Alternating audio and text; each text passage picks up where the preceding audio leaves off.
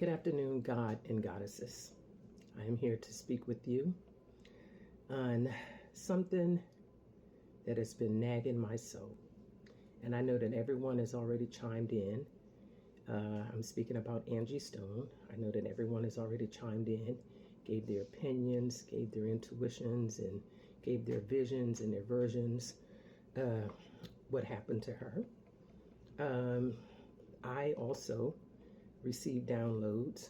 And when I say downloads, I found out in the last couple of years.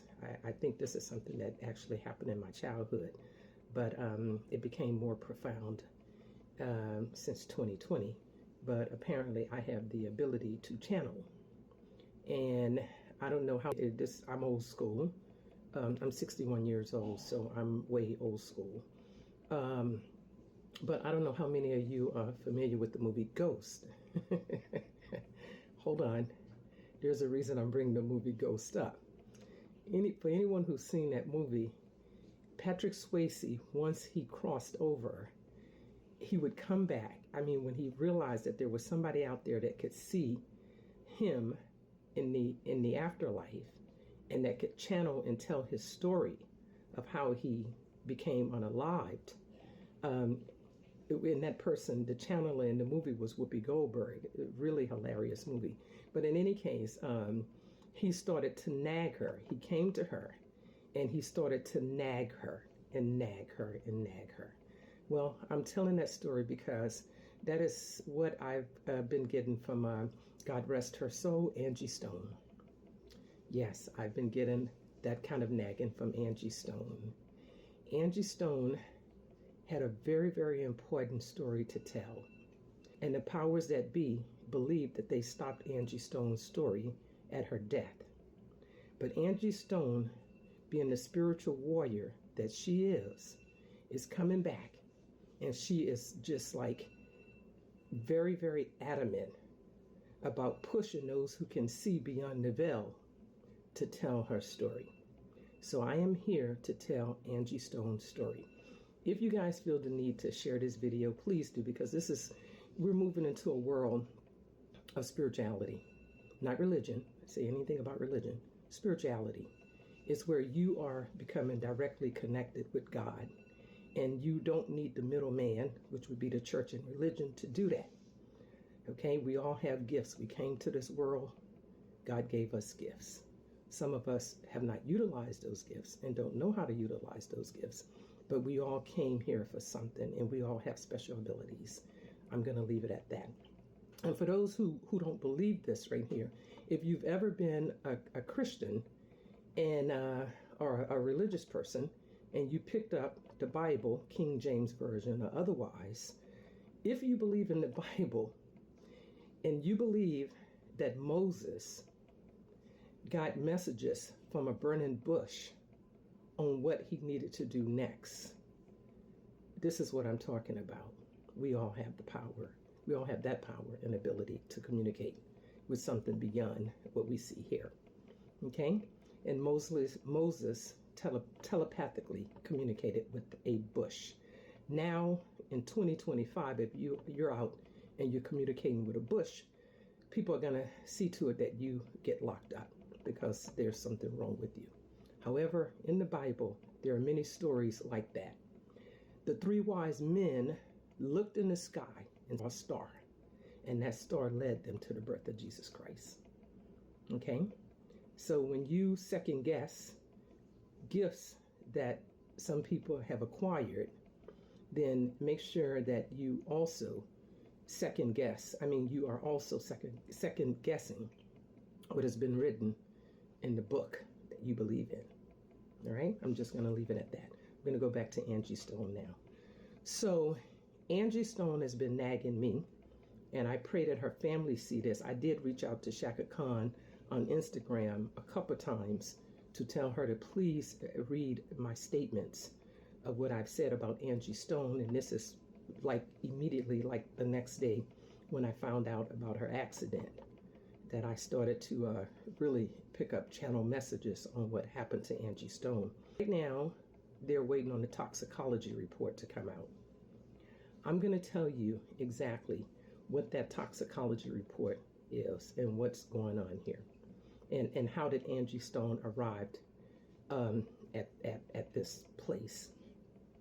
So what I'm seeing is that after the last performance that Angie Stone did on the day in which she became unalived, they apparently stopped at a diner, or they stopped at some place along the Alabama dark stretch highway for them to grab a bite to eat as they, move on to their next concert vineyard, right? Vineyard. Somebody just tried to stop my conversation. Wow, that's crazy. Okay, right? Did you guys see that? Go back and rewind the tape. Somebody literally tried to rip my tongue out just now. All right, so anyway, let me get back to this Angie Stone story. So in any case, they stopped at this diner and they grabbed something to eat. I don't know at what point in time I see Angie Stone. She's drinking like a root beer from a root beer bottle, a long neck bottle. I see her drinking that. And they're all sitting at the table. And then I see Angie Stone not feeling good. After drinking the root beer, she wasn't feeling good. So they ushered her out to the vehicle, to the van, and they got her inside of the van. Angie Stone became violently ill while on that van. And this is most likely where the unaliving took place at. Okay, so the truck thing, you guys need to understand that happened after the fact. And because they were on this dark stretch country highway at 4:00 in the morning, this whole thing was like a movie set. It was put together like a movie set, okay, by the powers that be. And I'm going to tell you, I didn't want to come on here and name names, but I'm just going to throw a few names out there, and I'm going to tell you a story behind the scenes that only Angie Stone family can validate. Angie Stone did not feel ready to go on this tour.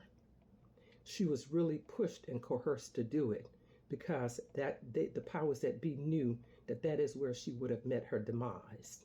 Okay?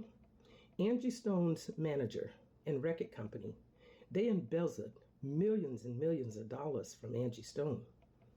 That right there is a criminal offense that you can get up to 25 years in prison for.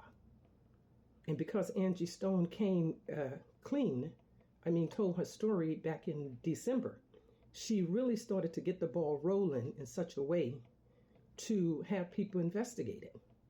Those people became very nervous. One of the people who became very nervous was actually her manager, a guy, a man. He became very, very nervous. And he was the one who got together with record execs and they put this plan together. He wasn't there on the day that she died in Alabama because he didn't want to be there. Okay? But he knew. He was not in the dark about what happened to Angie Stone. And I'm going to reiterate this right here. This whole thing was arranged like a movie on a movie set on that dark country stretch highway at 4 a.m. in the morning because cars rarely come through that intersection. It was a back road that cars rarely travel through. Okay? So you need to understand that. I hope Angie Stone's family see this right here because please like and share the video. Angie Stone did not want to do this right here concert. She felt that she was not ready and now was not the time. But she was literally pushed and coerced into doing it by her record execs and her manager because this was their way of unaliving her. And that's what I have to say.